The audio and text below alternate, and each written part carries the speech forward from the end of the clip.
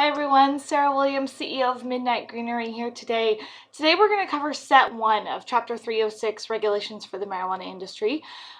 Set 1 covers local option and some definitions. So we're going to go ahead and just get started with this. Again, you'll see the link in the description. You'll be able to follow along and see what we've got going on here. There's some things in this chapter that I worry about with regards to whether or not the industry is even going to take off in the first place in some spaces. Now, we know that the black market exists. That's the world we live in. The black market exists. Some people would like to believe that, well, no, it doesn't, and not here, and oh my gosh, if we legalize marijuana, it's going to cause all this crime, and no, we know that that doesn't happen. We know that in Colorado that didn't happen. We know in Washington that doesn't happen. It's not the case. But we know that a predominant, well, quite a few across the state of Alaska use marijuana. Some on a regular daily basis. So whether they use it for medicinally or recreationally, either way, the point here is to control it. Right? Control a substance that is given to the population so that it's safe and so that consumers can consume it in a safe and knowing manner. Local option here says, well, if we don't want it, if we as an assembly or as a local voter count state that we don't want it, then we don't have to have it. So that's what this all breaks down. According to ballot measure 2, it allowed for the option of local control to change or remove local control options. So let's get started. Page 1, this is a 10-page set. Page 1 states 306-200 local option.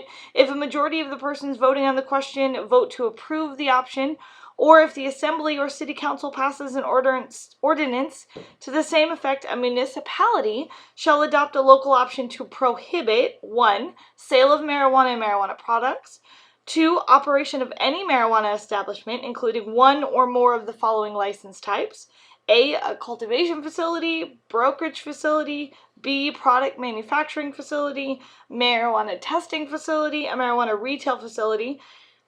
So any of those, you can prohibit any or all of them. That's the choice.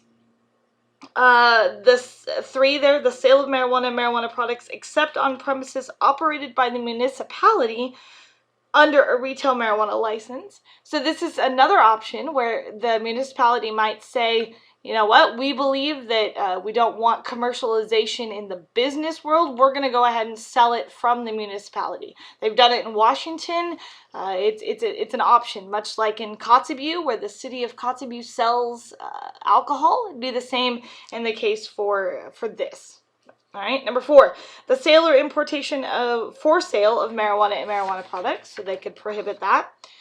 Any ballot question to adopt a local option under this section must at least contain language substantially similar to shall, the name of the municipality, adopt a local option to prohibit local option under A, B of this section, yes or no. All right, so it needs to be clear, in the past, I know that there hasn't been many regs that have said you can't, or you have to say this in your ballot measure, but this is what they're saying, is that you have to have on your ballot initiative, you have to say these things. Now, in the current situation where the Mat-Su Valley is under a petition for banning commercialization facilities, that petition put out by citizen, also Mayor Larry DeVilbiss, also Sally Paulin, David, I can't think of all the names that are on that at this moment, but we see a lot of reefer madness around that petition, a lot of fear around, oh my gosh, the potheads are going to hurt us, and they're going to harm our communities, and they're very scared about it. But it's almost as if they don't realize that the black market already exists in the Mat-Su Valley in prime control. So I wonder about what are they trying to accomplish, and what are their motives? But this here wouldn't apply to that particular ballot measure because these regs have not been yet adopted. So that ballot measure, however it's written, would be written in its way, and it would in essence likely be grandfathered in and not deemed, not deemed invalid because of its current wording for that. All right, so municipality shall not This one is really important. Municipalities shall not prohibit the personal use and possession of marijuana and marijuana products. So as it comes down to, no matter what, you have the right to personal use and possession of marijuana and marijuana products. It breaks down in that section to a municipality, if a municipality dissolves for whatever reason, any marijuana establishment issued to a municipality expires when the municipality dissolves. So it gives you the breakdowns of what happens if a municipality decides to actually have a marijuana establishment. I guess I'm baffled in the thought process that a city would want to grow and sell, but at the same time, there's money in it too. So I guess I could see how that might be an option. All right, so we move on to 306.210, change of local option. If a majority of persons voting on the question vote to approve a local option, different from the one that's previously adopted under this section and currently in effect, or if the assembly or city council passes an ordinance to the same effect, then the municipality shall change the local option to the newly approved option. It gives you some information on what the ballot question would look like, and we move on. So if there's a change, the municipality agrees to it, ta-da, we have a change, right? So removal of local option. If a majority of the persons voting on the question vote to remove a local option previously adopted under this section and currently in effect, or if the assembly or city council passes an ordinance to the same effect, that the local option is repealed effective the first day of the month following certification of the results of the election. So elections typically run your first of the month, right? 2nd through the 7th, 8th usually. So once they certify, maybe a week to 2 weeks after that, they certify that first day of the month. After they've certified, you got to shut down business if they decide to change that local option or to remove it. So you'd shut down business. Gives you some information here on the ballot question, again, what it should look like. Here it says, when issuing a license in the municipality that has removed a local option, the board will give priority to any formally licensed applicant whose license was not renewed because of the results of the previous local option election. Now, how can the board, maybe I might be reading this wrong. If I am, somebody help me out here. How can the board issue a license if the municipality has removed a local option? So when issuing a license in the municipality that has removed a local option, the board will give priority to any formally licensed applicant whose license was not renewed because of the results of the previous local option election. But if the municipality has removed the local option, the board shouldn't be issuing licenses for that municipality. Right? I guess I'm really confused about B. Of course, it finalizes with, however, an applicant described in this subsection does not have a legal right to a license, and the board is not required to approve the application. So I'd be asking questions about B. A lot of these questions surround about why have a regulation if people don't know what it means or you can't enforce it. But when issuing a license in the municipality that has removed a local option, the board will give priority to any formally licensed applicant whose license was not renewed because of the results of the previous local option election. So I don't know what that means. I'm not really sure. So then we move on to 306.230, procedure for local option election. It breaks it down. Now here's some changes on this one to current law. And it's a little more restrictive. So the question says, can these regulations restrict current laws to further restrict them? One of them being when a local government or of a municipality receives a petition to adopt, change, or remove a local option, the petition is signed by a number of registered voters equal to 25% or more of the votes cast at the last regular municipal election. Now it's currently, I know in the borough, it's currently 15%. So 15% of the votes cast in the previous election is what they need to be able to get the ballot on the initiative on the ballot in the first place. Now this makes it 25%. So this says that you really got to work hard. That if you really want to remove the local option, you have to prove that the people really don't want it. They really don't want it. At least a quarter of the people are willing to sign your application because they believe, or your permit, or rather your petition, because they believe that a local option should be changed, removed, or adopted in that sense. So this goes a little bit further in that. And something else that makes me question this, the government shall place the issue that is subject of the petition on a separate ballot at the next regular election or hold a special election. So this is forcing local municipalities, local incorporated boroughs, this is forcing them to have a separate election, a special ballot or separate ballot, or hold a special election. It's forcing them additional cost. Is that fair? Is that fair that the regulatory boards say to the boroughs that, oh, if you really, really want this, you're going to have to spend some extra money to make sure that you don't have this? Now, what if that was a citizen's petition, right? A citizen's petition, that wasn't the board that wanted it, the citizen's petition brought it. Borough now, or the municipality now, has to spend that additional money to hold a special election or hold a separate ballot. Why do we need a separate ballot? Why do we need a special election for that kind of a thing? Can't we just include it with all the other elections that we're doing? Is there a reason that it needs to be special? Not sure. Good questions there to be had.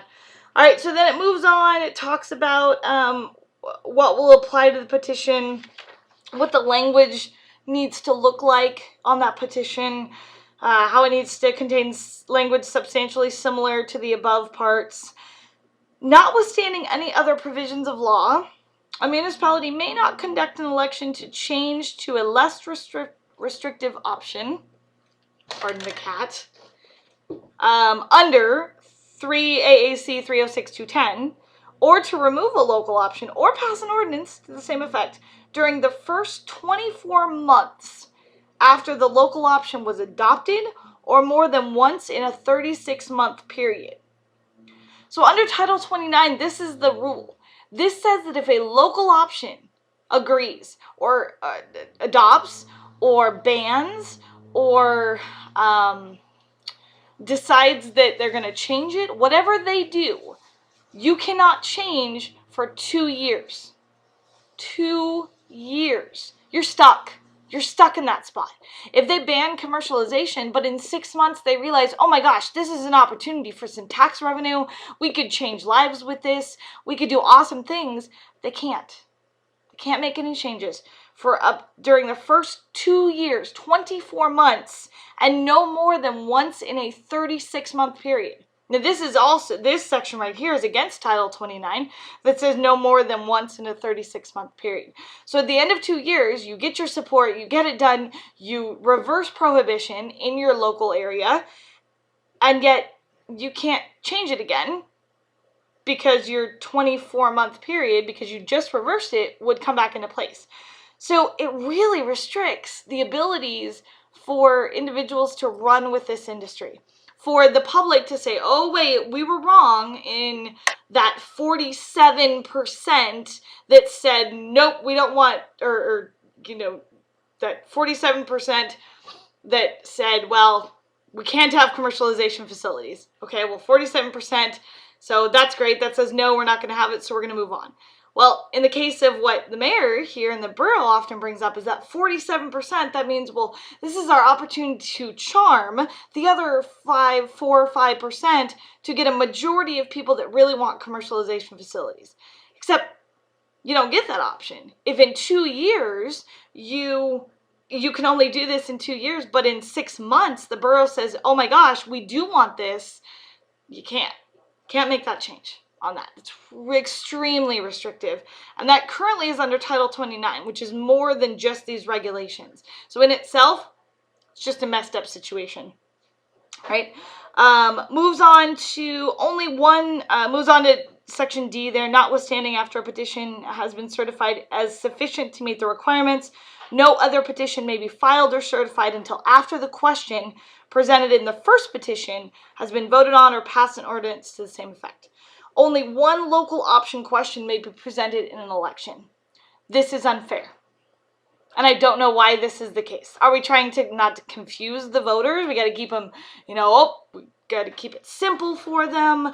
Only one local option question may be presented in an election. No wonder government doesn't get anything done. You've got multiple questions that you need to get done in a short amount of time, but we can only do one at a time? No wonder it takes years to get anything done at this point. I just don't agree with that section right there. All right, then we move on to 306-240.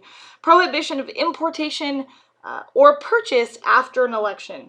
So beginning the first day of the month following certification of the results of the election, anyone may not knowingly send, transport, or bring marijuana for sale into the municipality. Such prohibition shall not apply to transport through to be able to get from one location to another. For that, right?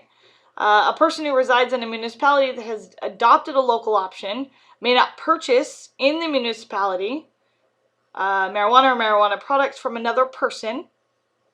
Okay? So right now, there's not a lot of guidelines over whether or not it's illegal to buy. We know it's illegal to sell without a license. We know that at the moment, but is it illegal to buy? Under this section, it would be. It would be absolutely illegal for you to buy if you lived in this place that local option denied it or prohibited it, then and you purchased it, then you would come under criminal acts or criminal situation to be able to buy at that point. Such prohibition shall again not apply to transport between the marijuana or between the boundaries rather of the municipality for that. All right, so then we come down to C. It talks about the definitions of bring. Bring means to carry or convey. Send means to cause to be taken or distributed. Simply means send. You can't mail it. We know that. It's federally illegal. You can't put it in an envelope and mail it. People do all the time, but you can't. You're not supposed to. It's not allowed. All right. Transport means to ship by any method. So it just gives some definitions of the word bring, send, and transport. All right, now we move on to 306-250. Effect on licenses of restriction on sale. If a majority of the voters or the assembly or city councils, right, create some sort of a prohibition on that, passes an ordinance prohibiting the sale of marijuana or marijuana products, the board may not issue, renew, or transfer between persons or locations a license for a marijuana establishment with premises located within the boundary of the municipality or in the unincorporated area within 10 miles of the boundaries of the municipality.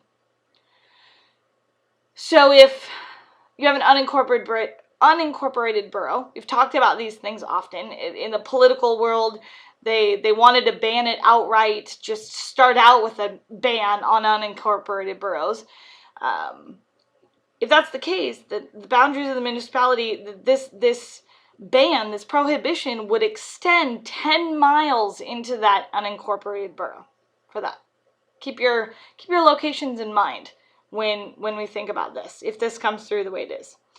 A license for a marijuana establishment within the boundary or within 10 miles of an unincorporated borough is void 90 days after the results of the election are certified.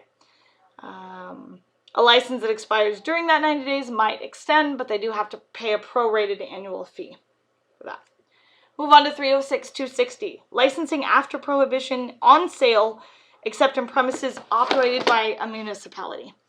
If a majority of the voters vote to prohibit sale, or the assembly or city councils prohibit sale except by the municipality, then the operation of marijuana establishments operated by the municipality, the board may not issue, renew, or transfer a marijuana establishment license in any person's name within the boundaries of a municipality and in unincorporated areas within that 10 miles for that. A license is in effect is void 90 days after the result. So it's the same thing. Even if they decide that the municipality is the only one that's going to be able to allow a license, then we're looking at, once again, the board may not issue any type of a license. B, in that section, if a majority of the voters approve the sale of marijuana or marijuana products by the municipality or the operation of a marijuana establishment by the municipality shall apply for a license and just go through the same licensing statutes. Now, this is something I'd like to see a lot of board control on. I would like to see the same the same guidelines, the same rules, and the same expectations for municipalities to apply for a license as there is for an individual. I'd like to see that those applications look the same, that they have security plans, they have operating plans, they have business plans, they've thought through it, they've looked at it like a business and not a government-run institution. So I'd like to see that there's some sort of oversight so that the board treats a municipality just like a business, just like an individual business in owning a marijuana establishment license for that. All right, 306-270, notice of the results of a local option election. If a majority of the voters vote to adopt, change, or remove, or if the assembly or city council passes it, the clerk of the municipality shall notify the board of the results of the election once they're certified. 2, the municipality shall post public notice of the prohibition in a central location in the municipality before the date of prohibition, and the board shall immediately notify the Department of Law, the Department of Public Safety of the results of the election for that. So that covers local option. One of the things that the original set 1 had was it talked about villages, and it had some specific language related to villages. But once they brought it back to the attorney, the lawyers said, no, ballot measure 2, the way it is written, it clearly doesn't have any spot for villages. It really means municipalities and incorporated bureaus. And so it doesn't really have any spot for villages. So one of the things the Marijuana Control Board did is they sent back a recommendation to the legislature to change that, to really bring ballot measure 2 in line with the whole politics of the state of Alaska, to allow villages to say, we're not going to do it, we're not going to allow the option, just like we don't allow the option with alcohol. With that. Right? So then we move on to page 8. Page 8 states 306-990, which is definitions. Number 1, assist. The definition of assist. Assist does not include using, displaying, purchasing, or transporting marijuana in excess of the amount allowed in ballot measure 2, AS 1738. B, possessing, growing, processing, or transporting marijuana plants in excess of the amount allowed in 1738. Growing marijuana plants for another person in a place other than that other person's residence. So this is where if you want to help people grow, that would be fine, but you can't do it in a commercial facility. You have to go to their home, their place of residence, and you have to help them grow, assist them grow, right? 2, personal cultivation does once again not include using, displaying, purchasing, or transporting marijuana in excess of AS 17 limits, 1738 limits. B, possessing, growing, processing, or transporting marijuana plants in excess of the amount allowed. C, growing marijuana plants for another person in a place other than that other person's residence. So again, personal cultivation, I can't just have a buddy come over and, well, I'm going to go ahead and my plants are going to be here at your place. Unfortunately, according to this, that's not the case. If they're personally cultivated, you grow them. Or you have someone assist you growing them in your home for that, in your residence. B, in AS 1738, in this chapter, some other definitions. So 1, adulterated food or drink product. It means a product which is intended to be consumed orally and which existed without marijuana in a form ready for consumption, to which marijuana was subsequently added by any process. So there's situations where Chex Mix, right? Chex Mix, you can, you have Chex Mix, there it is, it's Chex Mix, it's already created, it's a processed food, and you add infused butter to the outside of it. So it becomes an adulterated food or drink product in that case. Goldfish, maybe you do the same thing with goldfish. Maybe you, again, spray coconut oil on something that's infused. That becomes an adulterated food or drink product. B, edible marijuana product. Edible marijuana product there means any marijuana product which is intended to be consumed orally, including but not limited to any type of food or drink. Edible marijuana products do not include adulterated food or drink products. So in this case, although you can eat Chex Mix and you can eat goldfish, they're not considered an edible product. An edible product is something where you would make it from scratch. You would make it with butter, coconut oil, some sort of infused something. So something that you would make with raw ingredients and create a food product off of that. Another definition here, licensed premises, means any or all designated portions of a building or structure, rooms or enclosures in the building or structure used, controlled, or operated by a licensee in the conduct of business for which the licensee is licensed by the board at the specific address for which the license is issued. Okay, so as we've seen in Article 2, you have a blueprint. This is what your licensed premises is, and that's your licensed premise. Right? Another definition, marijuana concentrate. This is a change from the original set. Marijuana concentrate means resin, oil, wax, and any other substance produced by extracting or isolating cannabinoids, THC, or other compounds or components rather from the marijuana plant or harvest thereof. So it used to just isolate THC. Thankfully, Marijuana Control Board heard the public comment and said that's too limiting. You can't just isolate THC. THC isn't the thing to be scared of here. So we need to not really make the definitions surrounding that. So they changed it, which was good. They definitely listened to public comment in that case. Then we move on to marijuana product. Marijuana product means concentrated marijuana and marijuana products that are comprised of marijuana and other ingredients and are intended for use or consumption, such as, but not limited to, edible products, ointments, and tinctures. Okay, all right. Sounds good enough. Sounds like there's not a lot of loopholes in that one. It's pretty clear. This one, however, I have a problem with. Marijuana plant. So the definition of marijuana plant means a living organism of the genus cannabis capable of absorbing water and inorganic substances through its roots and synthesizing nutrients in its leaves by photosynthesis. So there's a couple of things here. What about a plant that can absorb organic substances through its roots? And what about hemp?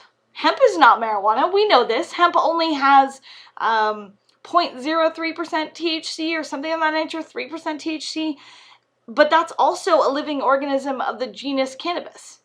So if that's the case, you're going to define hemp under this marijuana plant situation. There's two separate things there. So get scientific here, but definitely remove the genus cannabis from that one. And then the last definition there is possess means having physical possession or the exercise of dominion or control over property. This makes sense. It's a good definition of possess as best as I can see it. So that's the end of where we stand right now with public comment. Set 1 is out. Set 1 is out until July 20 for public comment. I highly recommend, if you have any issues with this local control, these definitions, any of this stuff, write your public comment and get it submitted right away. The set 2 of regs, you're going to see public comment open until August 8th. So again, don't wait around. Don't wait around for them to come up with this stuff. If you feel strongly about any of this, write some public comment. Put it out there.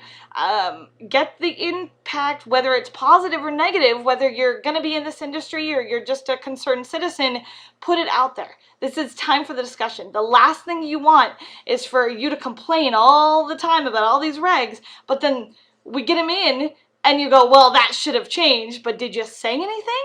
No. So you can't do that. This is a political process right now. Be a part of it. Get involved with it.